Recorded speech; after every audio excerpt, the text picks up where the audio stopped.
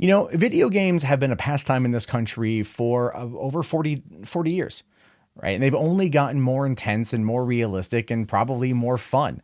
All things considered, video games are never the problem that politicians and activists make them out to be. But no matter what, it's always going to be considered the boogeyman that society hides behind whenever there's a huge problem. And one of the biggest problems here in the United States are school shootings. Now, there are many, many, many solutions, I think, to solving this particular crisis. I like the idea of not selling automatic weapons or semi automatic weapons to people under the age of 21. I like the idea of enhanced background checks. I like the idea of maybe holding the sale of bullets. Maybe that might be a thing, right? Then you just have a really heavy paperweight that costs you a lot of money. But one of the things that I never do is blame video games because I don't really feel that they've ever been a cause for this particular problem. But there's one person who always has. There's one person who's always been a thorn in the side of gamers everywhere. And even though he went away for many years, he is now back, and it is about as what you'd expect. And that, of course, is Jack Thompson, here with a new op-ed out of the Tallahassee Democrat, where he writes here that the simple way to stop school massacres are to enforce video game laws. Yeah. Okay. And the only way to stop harassment in video games is to cover up boobs. Okay. Juanita Thompson. All right. Let's leave it there. It says here that the South Florida Sun Sentinel reported this about February 14th, 2018, the killer of 17 in the Parkland school massacre. I'm a bad kid. I want to kill. Cruz, now 20 years old, ominously told a teacher in middle school. I strongly feel that Nikolas is a danger to the students and faculty at this school, Cruz's 8th grade language arts teacher wrote in a behavioral evaluation. I do not feel he understands the difference between his violent video games and reality. All right, well, think of it like this. If they wrote this in 8th grade, a long time before he committed the act that he committed, where were his parents to act on this? Where were his parents to step in and to monitor their child and to get their child help? See, there's clearly a systemic failure, societal failure against Nikolas Cruz. And at no point am I absolving him of his actions. I'm merely pointing out that there were many steps along the way where somebody should have said something or noticed something. Because it clearly, looking at the video footage that he released, or he had recorded his little vlogs, you could tell that there was something wrong with him, something rotten in Denmark, if you will, and yet still we are where we are. It says here, the Miami Herald has reported that Nikolas Cruz played hyper-violent video games up to 15 hours a day, which eerily is the same number of hours Sandy Hook's killer of 26 souls trained on Doom, Call of Duty, and Grand Theft Auto. Yes, once again, trying to blame good old Doom. Good old Doom. Because, there's that mission where you go into a school and you just open fire, killing imps in hell from a cafeteria, because that's the thing. Now, I would argue possibly the No Russian mission from Call of Duty Modern Warfare 2 would maybe be a prime example as to what could be used here, but even that one could be skipped or was heavily, you were made to know that this is clearly a video game and not a representation of reality. Cruz's own mother, now deceased, attributed his violence to his video games and withdrew them as temporary punishment. In Call of Duty, you use smoke canisters to hide from your virtual reality targets, something Cruz did in reality. So video games don't just increase your appetite to kill, they train teens to kill efficiently. Yeah, and porn teaches teenagers to come on command, I guess. I got no idea. Come on. Don't train them to kill efficiently. This kid already had problems, and his mother knew that. And so instead of taking him to get help, she would remove his violent video games as punishment, therefore causing there to be a greater surge coming off of him being able to play them again, right? When they be taken away and he feels that connection, feels that loss, and the cortisol levels rise. When he gets them back, the sensation, the pleasure of just getting them back is greater than anything the game itself would even acknowledge or give a person. Right, that type of that type of shot, just gets you. So no, this is it's like trying to get a gambler to quit gambling or a smoker to quit smoking. There are elements at play there that could have been handled a lot better. But of course, Jack Thompson here once again. Video games are the killer. Okay, Anita's in San Francisco. Why don't you guys go have a chat? Now, the U.S. Department of Education's Federal School Safety Commission, created because of Parkland, issued a final report last month that acknowledges the nexus between Cruz's video game play and the massacre. In June of this year, the highly regarded World Health Organization formally concluded that video game addiction is a mental disorder that is treatable. What is the medical basis for such a conclusion? Well, what is your medical basis for your opposite conclusion? If the World Health Organization says that video game addiction is a thing and therefore can be treated like any other addiction, we have to then treat the symptom, right? That's how we handle these things. That's how we go about these things. But no, Mr. Jack Thompson would rather have you think that there is no such way to treat that, and that the only way to treat that would be to get rid of violent video games. No. Not going to happen. The MRI brain scan studies at Indiana and Harvard University show that teens process video games in the midbrain, which is the impulsive part of the brain, whereas adults process them in the prefrontal cortex, which intercepts emotion-driven copycat behaviors.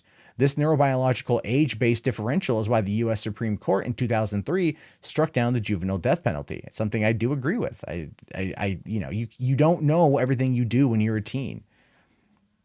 That even applies to video games. So if we've discovered that, maybe they're not fully developed yet, so they don't maybe know everything that they're doing, and they want to maybe take the time to understand them, to study them in order to be able to further prevent it, it should be a good thing. But again, don't punish everyone because one person is a mass murdering fuckhead.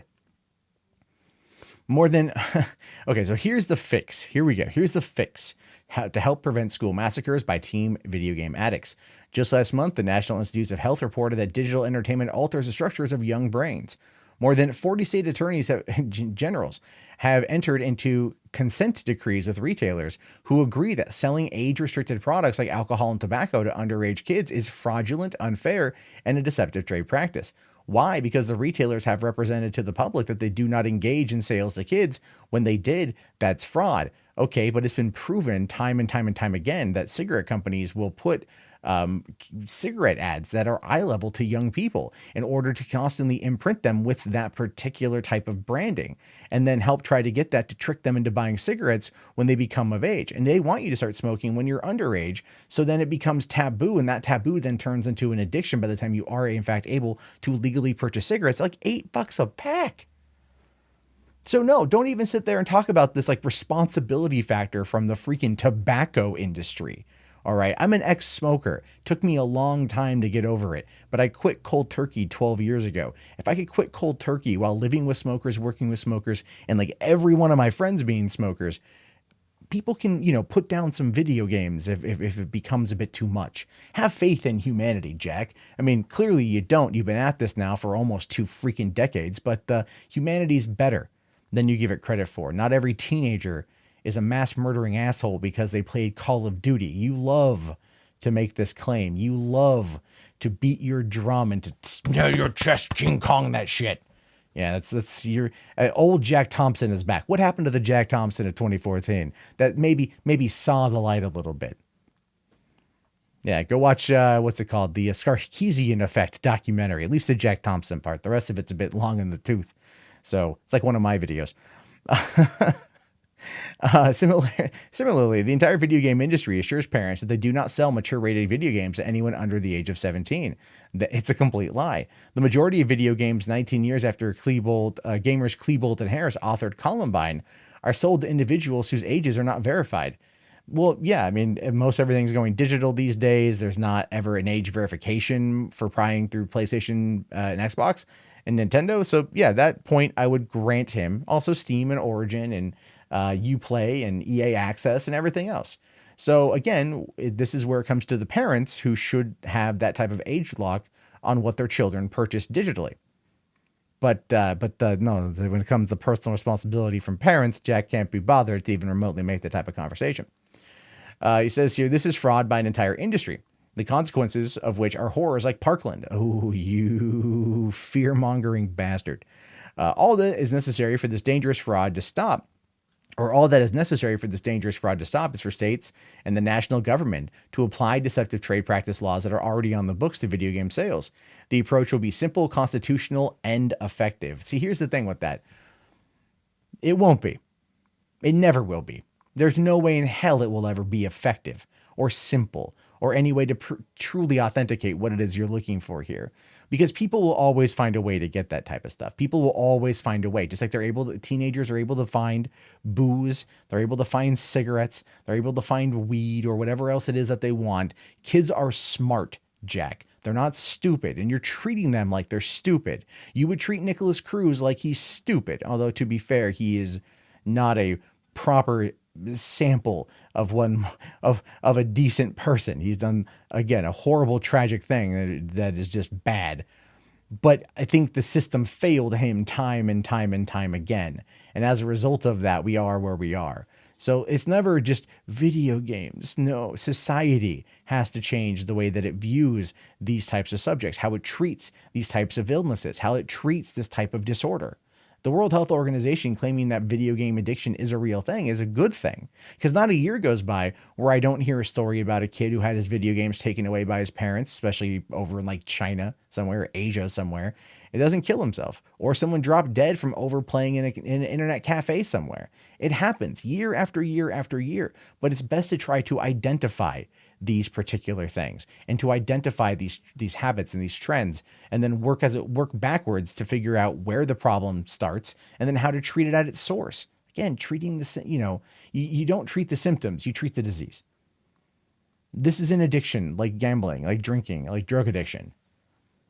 It's just way less harmful, but people can be addicted to literally anything. Jack here is addicted to being an ass. I thought all those years in rehab in Florida, by rehab I mean, banished from proper society, might have done him some good. But you can't teach an old dog new tricks, can you? All right, guys, I'll leave it to you. Your thoughts, your opinions. Let me know down in the comments below. Do you think that Jack is right? Is Jack wrong? I want to hear it. I'll talk to you guys later. Have yourself a great day, and peace out.